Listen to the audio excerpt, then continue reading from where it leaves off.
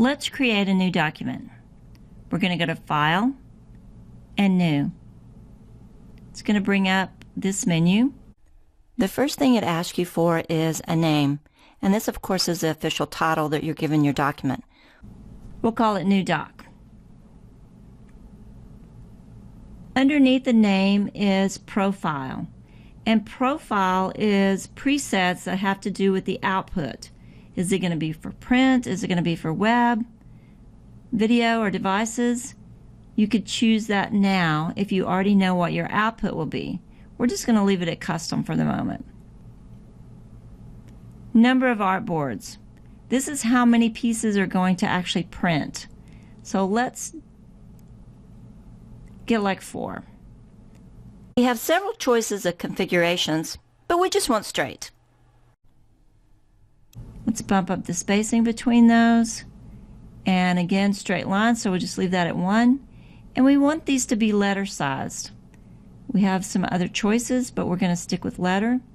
And that means it's going to be 8.5 by 11 inches, and we're going to make them portrait.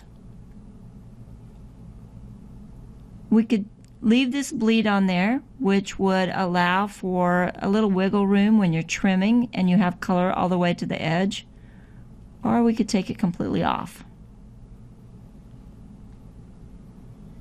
If the advanced portion of the menu is not showing, you can toggle it open. This defaults to CMYK. That's what you'd use for print. The CMYK is associated with the 4 different print plates that a printer would have.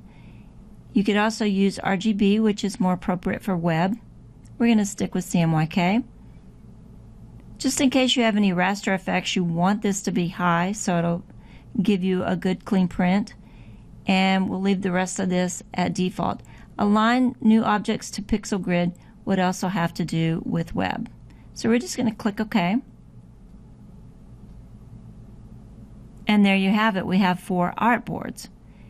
Now we can look at these on the artboard panel menu.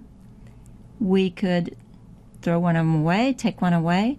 We could add it back. We could rearrange them. We'll leave them just like they are for right now.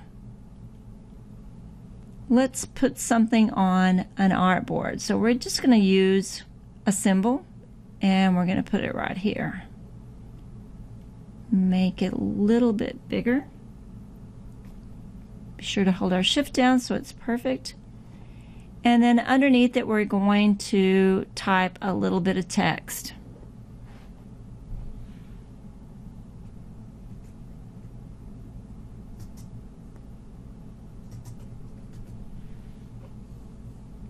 We've got a symbol and a little text. Now we want to align these, and we want to make sure that they're aligned together. There you go.